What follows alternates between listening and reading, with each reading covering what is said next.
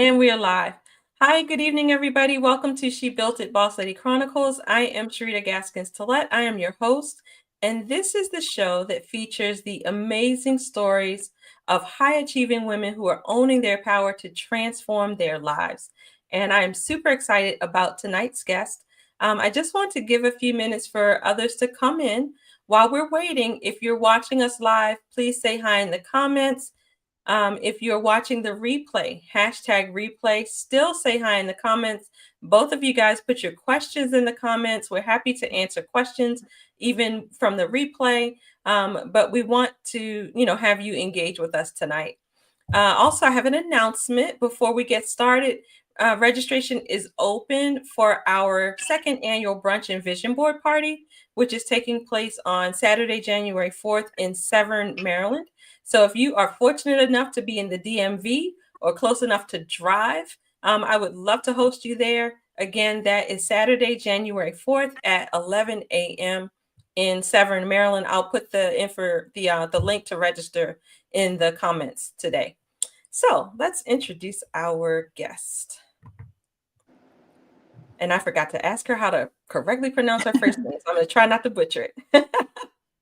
Dr. Daa'iyah is a resident of Baltimore, Maryland.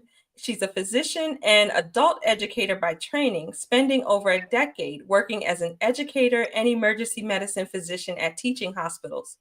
In 2002, Dr. Daa'iyah audaciously resigned and walked away from a successful multi-six-figure career in medicine to pursue full-time real estate and coaching. Within her first year in full-time coaching, she went from zero to over $200,000 in revenue. In addition to full-time coaching, she is an active, creative real estate investor, full-time landlord, and public speaker. She is a member of Delta Sigma Theta Sorority Incorporated. Sharing the benefits of real estate and business ownership is her passion area, with an emphasis on empowering women of color, especially other Black women in this arena. These passions are manifested through education, coaching, and building community. Dr. Daa'iyah is the founder of the Sister Docs in REI private Facebook community of nearly 800 Black female physicians, dentists, and pharmacists, real estate investors.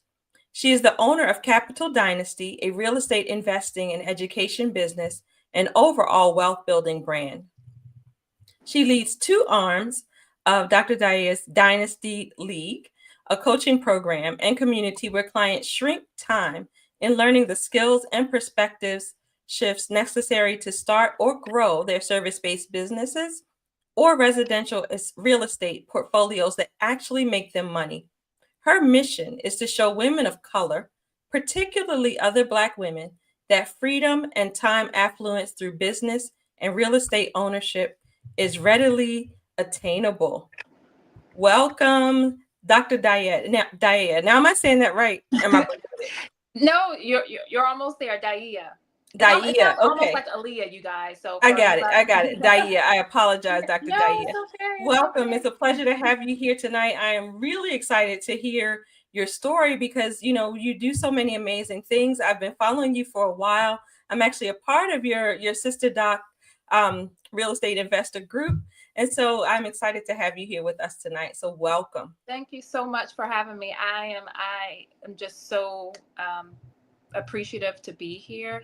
That you even, have been following my journey. It's just like, I don't take that lightly. So thank you so much for the invite and just being inquisitive of just about my journey. So I'm excited to be here and excited to share my story with everybody who's listening now and who'll be listening later. Well, thank you. So I usually like to start by having you take us through your journey. So, your bio said that you are an emergency medicine physician by training and educator by training. So tell us a little bit about that. Did you always want to be a physician? How did you end up in emergency medicine? Yeah. So I always knew I wanted to be a doctor. I don't know. It was all divine alignment. It's all God led because there's no one in my family who's a physician. I'm the first doctor in my family. I'm the first person with a professional degree in my family, which may be common for a lot of Black women with professional degrees. I don't know the true data, but so I don't know where that came from, because it wasn't like I saw anyone who was doing that in my family. But as far as back as I can remember, I always knew I was going to be a doctor. I remember even just being in middle school and just being science was my favorite topic, and I just always loved biology. And so I was straight bio nerd from, elementary, middle school, all the way through. And when it came to med school, similar thing. I didn't know anybody who was an ER doctor, but for some reason, I was just naturally drawn to it. By my first year, I had joined the emergency medicine interest group. I had started just learning about, being an ER doctor, and it just seems like it was just the natural progression for me. So it all was kind of like just divinely inspired. Um, it wasn't like I came across a situation and just like that situation propelled me into a Sure. specific field. It was just I just always knew what I was going to do. I don't know how that happened, but that's my story. And then ultimately, though, my last year in my clinical years in med school, my first rotation was internal medicine. And I was Mm. like, oh my gosh, this is super cool too. By that time, I was like already the vice president of the emergency medicine interest group at my school. And but I was like, man, this internal medicine, this inpatient internal medicine is super cool too, because the people are still very sick. By the time they're admitted to the floor, they're stabilized, but they're still pretty sick. And I enjoyed continuing to stabilize them there. And I found out at that time when I was wrapping up that rotation that there were actually this thing called combined residencies. Yes. So I actually am a glutton for punishment, you guys, because I actually am not just an ER doctor. I'm actually EMI. I'm double board certified. But I've mainly worked in emergency medicine after I finished all my training. But then after I left EMIM residency, I went on to do an education fellowship, specifically in clinical simulation as the modality of education. Okay. So I Very was a good. center director and everything when I ultimately left medicine. So now you're Baltimore based, right? Yep. Okay, so Baltimore is my home. I'm from Yes. Baltimore. I'm Yes. still in Severn, Maryland. So tell me I just want to know, just to be nosy. How did you get to Baltimore? Because I don't think you're not from Baltimore originally. No, no, I'm a Jersey girl turned Georgia peach. Okay. I was born in Jersey City, New Jersey. So born in a pretty, almost like not bustling city, but a, a bigger city, and raised in the middle of nowhere, Georgia, in a one traffic light town. So I have like the best of Oh both wow. worlds. So I was Baltimore's a good mix, right? No. Yeah, but ultimately, when I was leaving fellowship, I knew that I wanted to work in academics. I had a love for teaching ever since I was like a senior resident. Did a lot of teaching. We started new curricula. We started new programs. Me and my co-resident, we were pretty much trailblazers when it comes to some of the educational programs we were doing for the EMI residents that we started. So I just like teaching. And so that's one of the reasons why I went and did the education fellowship at the SIM fellowship. And so after that, I knew I wanted to work in academics. And as far as emergency medicine, there weren't necessarily just every place that you could apply to Sure. that would be letting you have time buy down in order to teach and not just do medicine or do emergency medicine. So I was looking for a place that would give me buy down of my time in order to actually teach. And so, and I also knew I kind of had a few parts of the country that I was interested in. And one of them was the DMV because I went to Howard for med school. So I'd already lived Okay. in Okay. the DMV. Yeah. All right. So now tell me how you went from ER doc to now real estate mogul, because Yeah. that's kind of a leap. What Yeah. what what prompted the change, and how did you go about this? Because really you talk about having wanting to be a physician your whole life. My whole How do life. you go from wanting to be a physician your whole life to now not doing clinical medicine? What happened? Yes. So it again, it literally divine alignment. Uh, it started way back when I finished med school, and so at that time, I guess my mind, the way my brain worked was like, oh, you finished school, you finally made it all the way. Now it's time to buy a property, to buy a Mm, home. I wasn't even calling it property back then. My mindset sure. was even of You need a house. prop- You need to buy a house. Yeah. property ownership. It was like, oh, I'm supposed to buy a house. Now, again, I didn't come from a family where we just overtly talked about finances and things like that. That just was not how I grew up. But I saw my family, especially all the women in my family, because I didn't grow up in a nuclear family.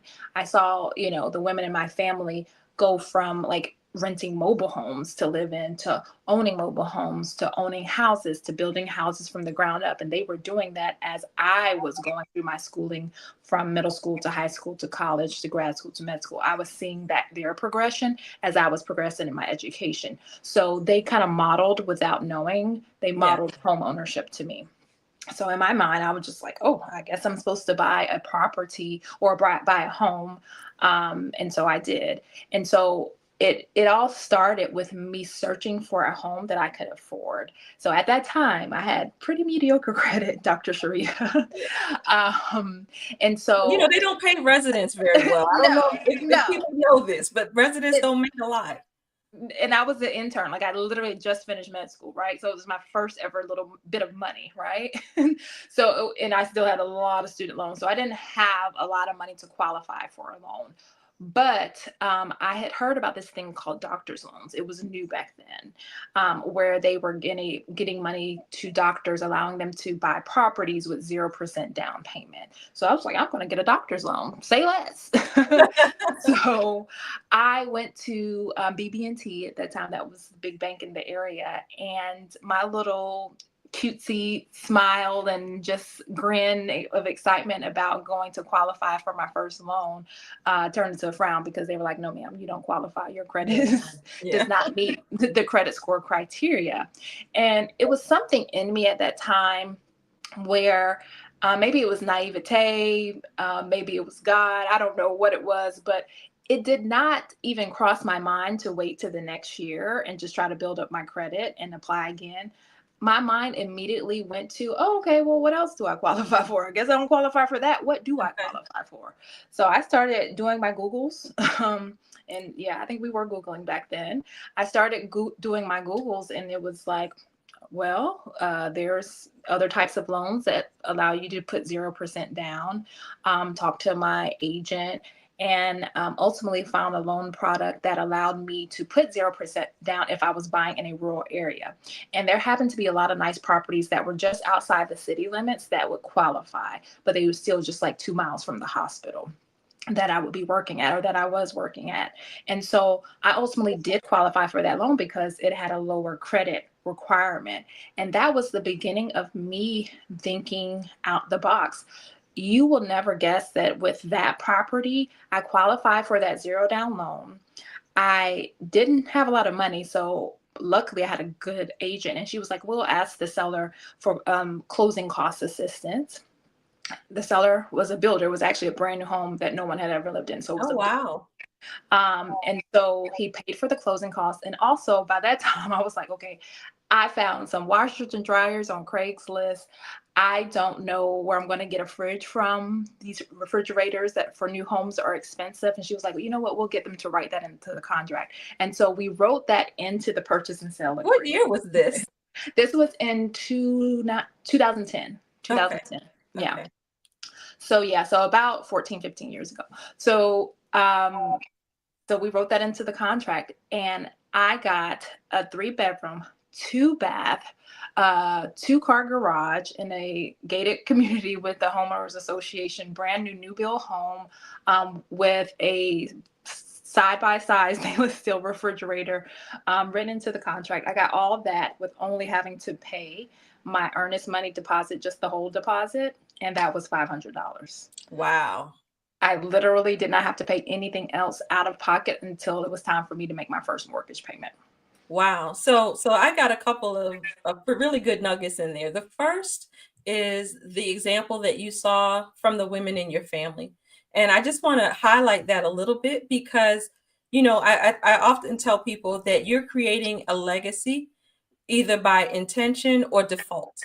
So whether you are doing it on purpose or not, somebody is always watching you and watching what you do. And so that's why it's so vitally important that we do the right things and do things that are positive and lead to positive outcomes for others. So that was one thing that really struck me, is that, they had done these things. You saw them making that progress, and they were not even talking about it, but you saw and needed to emulate.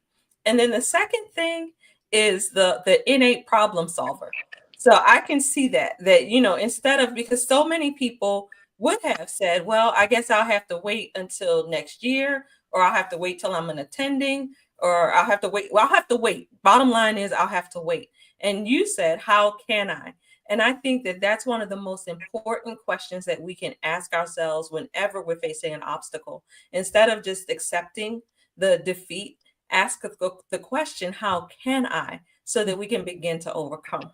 So Yeah, thank yeah. you for, For sure, thank Dr. you for I want sharing to those double things. click on that. I really want to double click on that because you hit the nail on the head with those points, especially that latter point. I take that with me now into my coaching when I'm coaching my clients, because when I reflected back on that time, as you have me reflecting now, reflected back before, and it hit me that the concept that I had there, I didn't know it at the time, but it was like, okay, I don't qualify for this. What do I qualify for? I don't qualify for this thing here. What do I qualify for? And so I take that with me now with my coaching. I let my clients know the same thing. They need to shift their mindset into, okay, this way won't work, but what way will work, versus how can I make this way work? Or how can I Yes. wait to make this way work, versus, okay, but let me just focus on what other ways there may Yes. be out there that could work. Yes, absolutely. So I'm sure that those lessons have carried you far and probably led to this next part of your story. So, continue the story. How did Yeah, you, yeah, again, sure. so what happened to push you in a different direction? Yeah, so ultimately, that property, it was the first thing that got my mind moving with, like, man, this is money coming in and I don't have to do a lot of work. That happened because ultimately a couple years later I finished residency and I moved on to fellowship, which was in New York City. So I moved hundreds of miles away to a different state. And so again, I was not thinking about property ownership when I bought the Yes. property. I was thinking, oh, when people move away from their home, they sell it. That's why I see people do. So I guess I should sell this.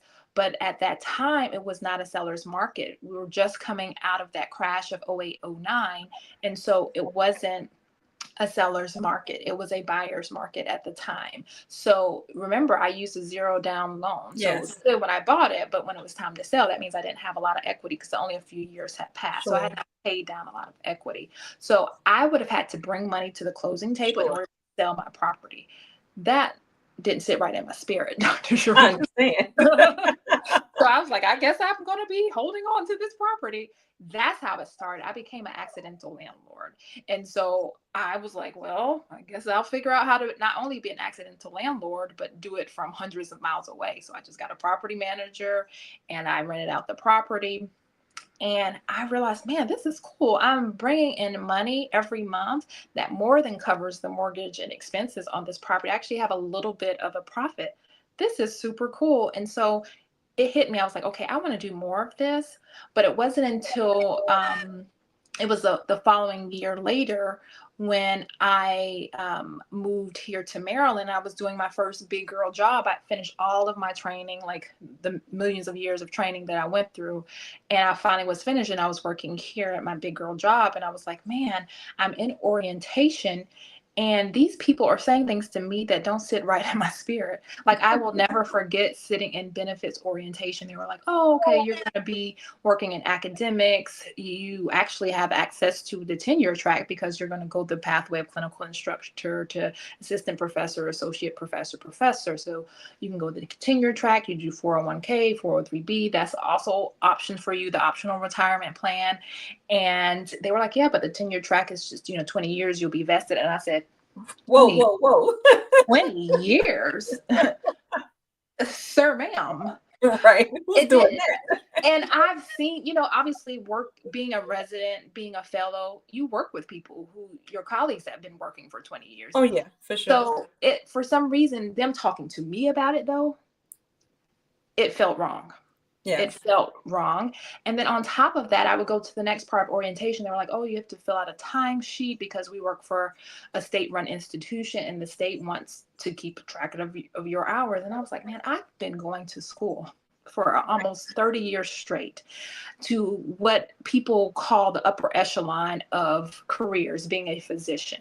That's supposed to be, where it's at. People look up to you. But I'm like, I'm filling out a timesheet, like just like the Right. next person. I am a simple Yeah, employee. like you're working at McDonald's or something. Right. I'm Yeah. employed just like everybody else. I may be a high paid employee, don't get me wrong, but it just hit me like a ton of bricks. Like, no, sis, you're an employee. You really need to start figuring out how to create some assets and some income outside of this earned income, so you can create some more options and control for yourself. Right then was the first time I really started feeling out of control.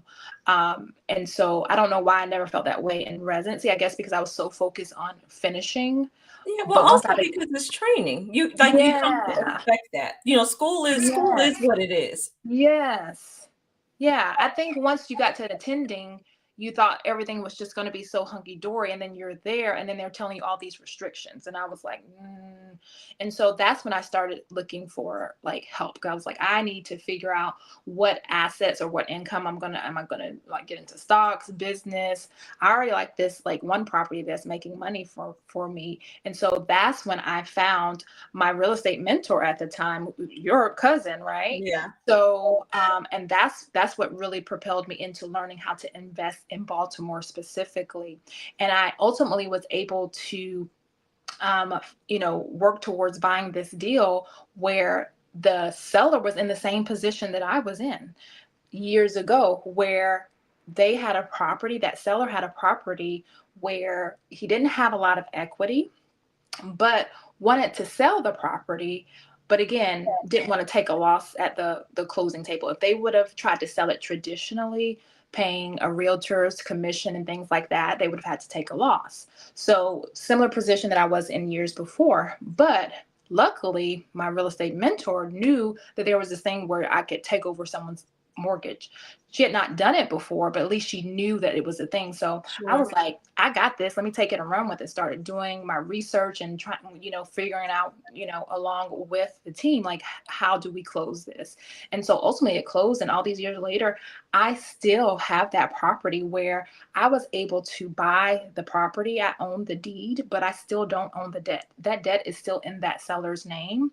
And that property, that it's been in my name, well, my business's name, all these years later. And I did not have to qualify for a mortgage. I did not have to take all of my pay stubs and W-2s and tax returns to a, likely white male, and have them review my, but although by that time I had great credit, by that time I was, but I didn't have to do it. And I was able to close on a property without all of that traditional rigmarole. And it was bringing in money for me that was well more than the expenses that I had to pay. So that was the first time I was able to bring in income, and I didn't have to do it in a traditional way. And so me thinking outside the box on my first personal property, and then being able to really get outside the box on this first investment property, it was just all forming into me falling in love with thinking outside the box and getting creative. Yeah. Okay. And so first, I would be remiss if I didn't shout out Kiara, your mentor, Kiara Ugda. I don't know if you saw this week that she was named 40 under 40 Yes. in the Baltimore Business Journal. So congratulations, Kiara. Yes. But yeah, it's also she was a speaker for our first retreat, our first weekend for me retreat. Oh, She was yes, one yes, of the yes. speakers. Yeah. Yes. So shout out to Kiara. She's a friend of the community.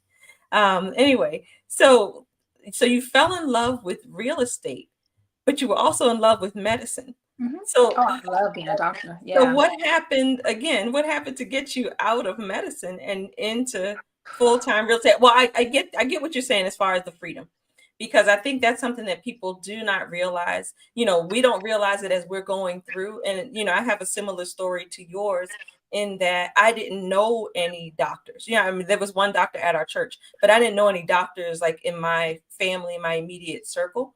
And so I tell people that for me, medicine was a series of uninformed decisions. Mm. So, I wanted to do this one thing, I wanted to go to med school, but I didn't really know what med school was, but I went there and Mhm. racked up all kinds of debt. And then I chose a residency. I'm an OBGYN. I chose a residency, not really knowing what that life was truly like, and then became an attending. And then you get there and you look around and it's not necessarily what you thought it would be. That's You're exactly it. not your own person. You don't have the freedom you thought you'd have. You actually don't have the money you thought you'd have because, you might be a high earner, but you're also in a high tax bracket. Debts and And debts. so I just remember that first bonus check I got, and Uncle Sam got 50%. I was like, Sam went to work. He went to work with me. He was there delivering those babies right along with me the way he took this check. So Yes. Almost half of it. They take it right on out. they Yeah. do. They do. Yeah. So, so I certainly understand that. So so those feelings of unrest began to percolate in you. Yeah. It And was then what? it was that very first week, Dr. Sharita, like that was the part where I really started paying more attention. Like you said, you get to this point that you've been working to for literally decades, and then you finally get there, you're like, this is a little bit different than I expected it to be. Yes. I don't know what I expected it to be. Now that I think about it, I don't know what I expected it to be because you don't know until you get there. But you definitely think it's going to be some like just like some perfect kind of like situation, and Yeah. it just is not. Um, and so the whole like 20 years working, that turned me off, especially having to like someone like control, give an account of my time every day, multiple hours per day, even by like the 30-minute block. I was just like, this is not Right. what I should be Right. doing. And so that progressed as the years went by to 2020. And we all know what happened in 2020. Yes. We had an unprecedented respiratory pandemic. Um, and it wasn't even the economics of it all, because obviously, from an economic standpoint, it really devastated people. Luckily, being physician helped with that, but it also really exposed all the inefficiencies of the healthcare system. It caused a shift in the respect and prestige that physicians get. And any physician who says that one of the things that they enjoy about being a physician, if they say that it's not the respect, then they're probably not being honest. But that is one of the things that we expect to come with being a physician, is the respect, the prestige. And people just didn't trust the healthcare system, No. the pandemic, and started really doubting and being disrespectful to physicians, some for good reason, right? And so that, mixed with the inefficiencies of the system, there were issues with my paycheck. I did not have the type of administrative support. Even at that time, I was like the director of like a unspoken division in the department, being the sim director, some fellowship director. The staff that work with me, they were all going through it too, right? Like, we were all living on the edge. People were exhausted, they were worn out, and Well, so and not to mention risking your lives yeah, every day, yeah. But every even day, just all on day. the academic side, right? Because when you work in academics, you're doing like like quadruple work Yes. basically, Yes. right? Because not only you're seeing patients, but you're also teaching. But even before you can teach, you have to prepare. You have to Sure. prepare lessons plans and scenarios and things like that. And so you need staff to help with that. And the people were just worn up. They were just not helping, right? And so me being the lead, heavy as the hair that wears the crown, right? Sure. Everything that was falling back on me. So I felt underappreciated, under supported. And then when you start making mistakes on my paycheck, that like you could Right. trick Right. me. Don't make a mistake on my paycheck. Then I also had a sick family member. My nephew was sick. He was actually diagnosed with stage 4 cancer and lived in Oh, a wow. whole other state. And so I could not get back and forth the way I wanted to. You want days off, and you don't get that when you Well, work. again, lack of autonomy. that for you don't someone else. realize you're going to have. Yeah, yeah. And then I was a single woman. So it's just, I didn't have time to work, to go and enjoy myself, spend time, outside of work. I would be working nights, weekends, holidays. My schedule was consistently changing, missing out on sleep. And so it just became full on burnout status Mhm. to the point where I didn't even realize it at the time, but I was having physical manifestations of burnout. I was having daily headaches. I would go to sleep with a headache. I would wake up, I would still have the headache. Like that's Yeah. how sick I was. And it lasted literally for months, literally. Um, when it first started, it was at the point where it didn't even click for me, Dr. Sharita, that it was something like super centurial. I really thought that something was wrong with my brain. I Yeah, literally sure. like went and became a patient in my own ER and got scans of my brain because I literally thought something was wrong with me. It didn't even hit me that it Yes. could have been stress and burnout. And so one day I just had this moment where it was like, man, I'm just thinking back over my life, thinking about my current situation. And for some reason, I just took a mental inventory of my finances. I was like, man, my car is paid off. I live for free. By that time, at more properties. I was a savvy investor. So I was living for free because I was living in a multi-unit property and the tenant's income or the tenant's rent was more than paying for my mortgage. And so I didn't have to pay to live. Car paid off. I was believing God for student loan forgiveness. And so those were my three biggest expenses: my home, my car, and my student loans. And so I was like, man, I've never taken this rental income as income. If I like look at this like actually closely and I take this rental income as income, it wouldn't be enough to cover all my expenses. Like I would never flex it, make it seem like Sure. I was Sure. there at that time. But I knew if I added a couple of $1,000s to it per month, I could live the same lifestyle. And like 2 days later, I resigned. Wow. It was just like that. Wow. So again, thinking outside of the box because, you instead of taking the victim perspective, because so many people in your same position did just that. They decided that they were stuck, that they were victims, that there wasn't anything they could do about it. The system was broken, which we all know, but they didn't. It's the fact that you saw that you had control, that you recognized that you had the ability and you had the power to change the situation. And Yeah. it just, and what I love about it is it just kind of took you taking a step back and really taking an honest look at the situation.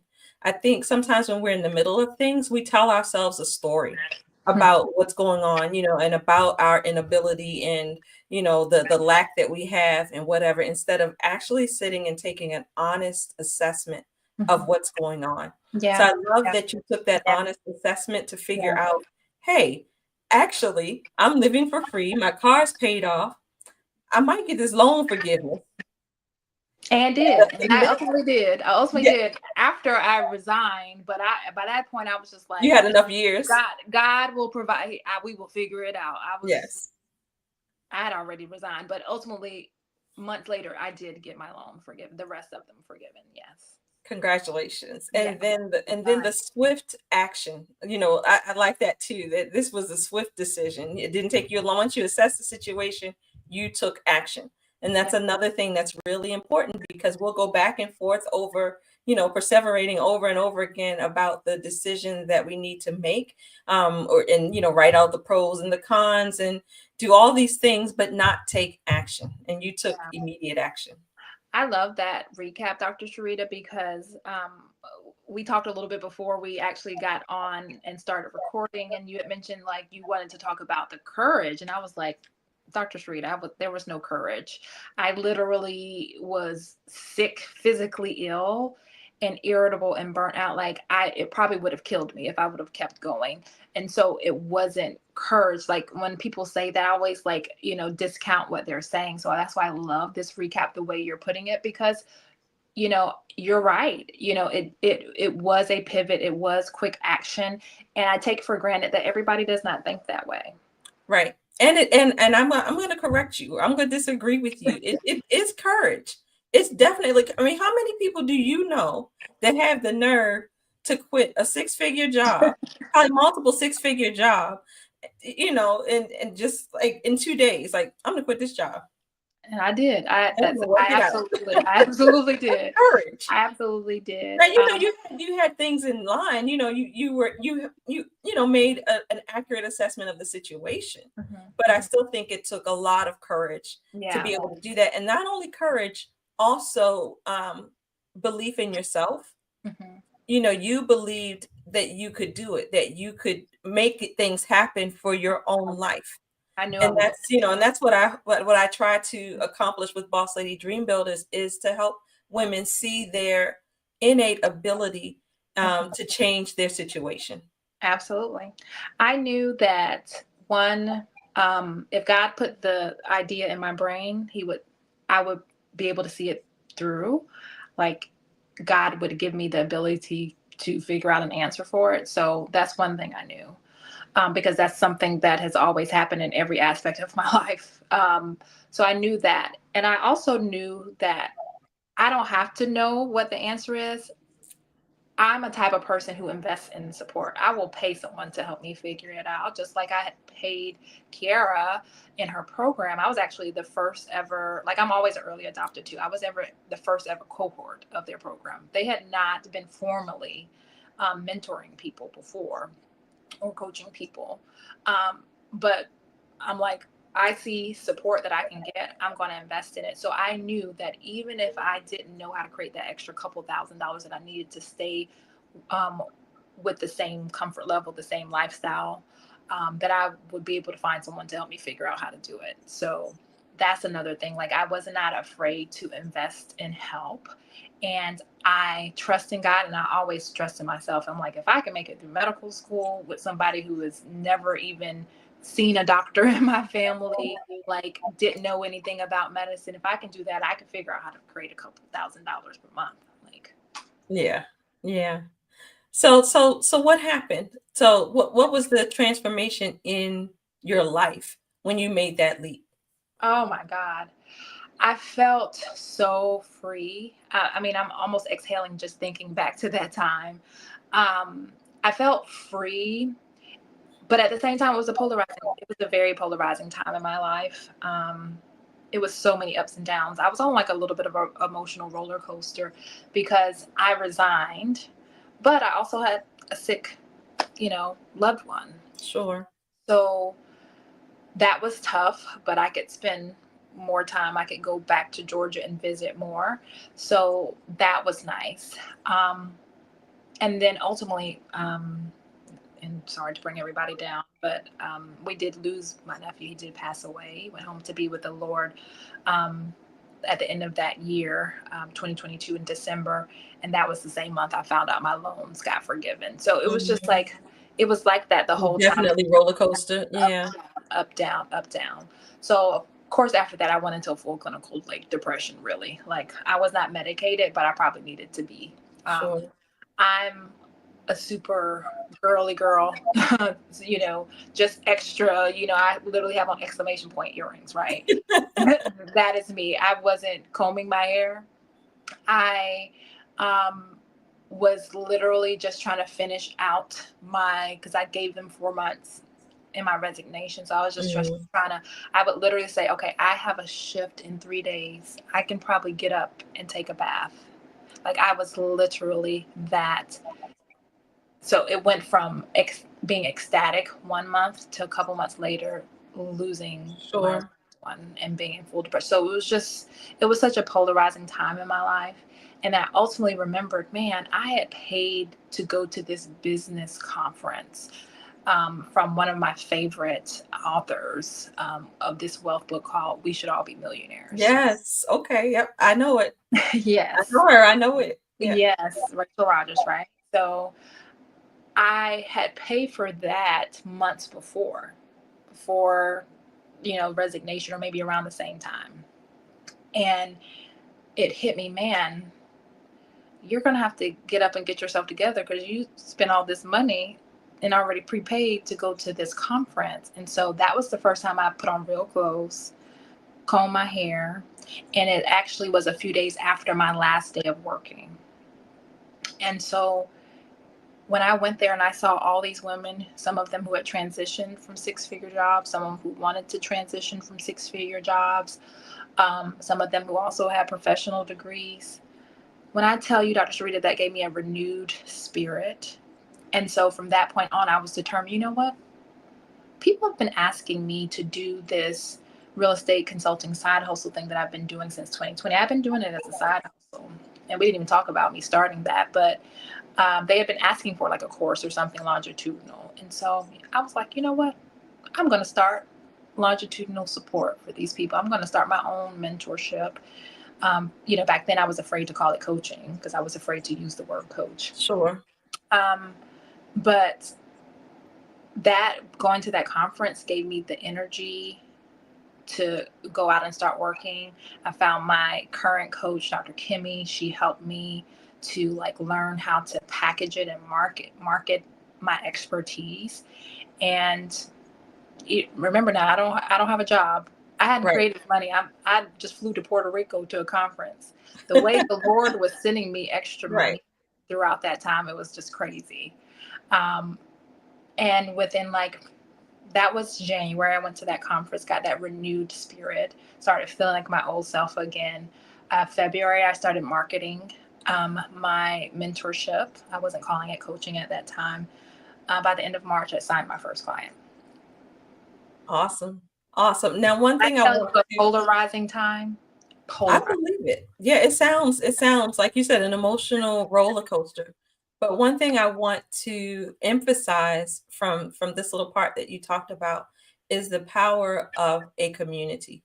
And I've seen this in my own life that when you put yourself in a room of other women who are like-minded and are moving in the same direction, even if you're not feeling up to it, even if you're feeling less than in some part of you, just being in that environment and recognizing the commonalities, the common bonds that you share with those women is so inspirational. Like it just propels you like, okay, I can do it. I'm sure you came home like, I got Yeah. this. I Oh, can do this. I can absolutely. do anything. I'm sure you did. I was amped up. I was amped up. And I already knew before that I could do it, but I was just so low energy, so depressed, and just I was already recovering from burnout one. So I was already just Sure. physically exhausted. You have this catecholamine surge and it just drops when you resign. You're like, oh. And then you finally get to your last day, you're like, huh. So already that like energy shift, but it wasn't even just the fact that it reminded me that I could do it because I already knew, but it was just having that energized, like it just, I needed to bring my energy up. And that's Yes. what really helped. Yeah. And another thing that worked for me is just reminding myself that every time I invest in myself and I invest in help, it always works out for me. Yes. And it's so interesting now that I work in this coaching space that I had to learn that people don't think that way. They don't think about No, investing in themselves, they do not. but it's always worked out for me. So I'm going to Even ask you. even whenever I've spent money and didn't do anything with it, like spent money on a course or something like that and didn't even use it, it still worked out ultimately, right? So I'm going to ask you a question, and this might be, I'm going to try and figure out how to phrase it. It might be a little bit personal, but I Okay. think it's important in light of the conversation. Okay. So you talk about investing in yourself. And I think that so many people don't because they can't see down the road to the return on the investment. Hmm. So tell me a little bit if it's, if you're willing to do this, tell me some of the numbers of Oh investing in yourself and then what was the return that you saw on that investment? yeah. I mean, I've invested six figures in myself over the last couple of years and just getting support. But yeah, I would probably say just like in like for business support, real estate support, um things like that type of business development, personal development. I'm sure I've spent six figures probably, at least a high five. And if I had not done that, I would not have, seven figures worth of property, right? I Right. would not have been able to go from 0 to 200K. Like if I have not spent five figures on investing in my coach, I would not have been able to go from 0 to 200K in revenue, and more importantly, be able to help so many people. Like, I have clients coming to me saying, man, you changed the trajectory of my life. Like, Yeah. I know how to retire my husband now. I know how, like, it's crazy, Dr. Sharita. We have this running joke with my with my assistant, because she just reviews like my calls. I do feedback sessions with my clients, like 1 month, 3 month, and 6 month. And she reviews my calls. She's like, "You in there crying again?" Because I'm literally, we're in there crying. They're like, Yes.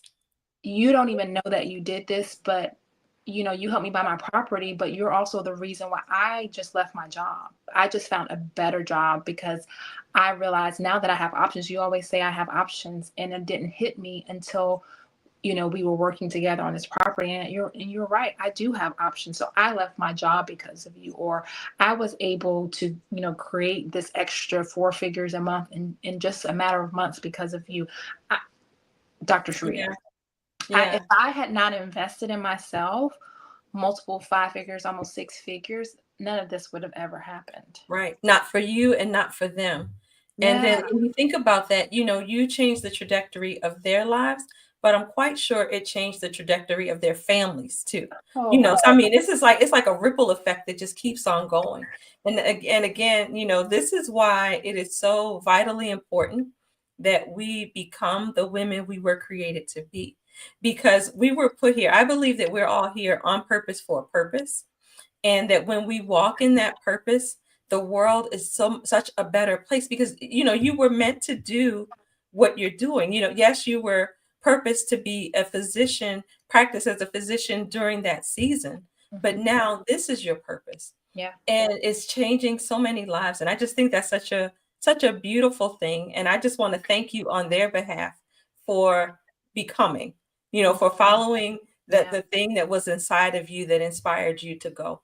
Yeah, and it's not easy. It's not easy. I think that's why I'm always boohoo crying when they just randomly say stuff like that. I don't expect it. Like, I know I'm doing good work, but when they say things like, This has been divinely aligned. I was afraid, but I did it anyway, and I'm so glad. I would do it again. And, now I know how I can, create this pathway to freedom, not just for me, but for my spouse. Like, when people say things like that to me, I get so emotional. And Dr. Street, I'm a thug, so I don't really cry about a lot. I don't cry about a lot of things. I'm working on it. I'm working on trying to be more vulnerable. But when it comes to my clients, they make me cry because owning a business, growing a business, especially in this coaching space, is one of the hardest things to do. Yes. It is not easy, but I would do it over and over and over to be able to help get more and more of the results that my people have been able to get for their lives. Yeah, yeah. Well, that is beautiful.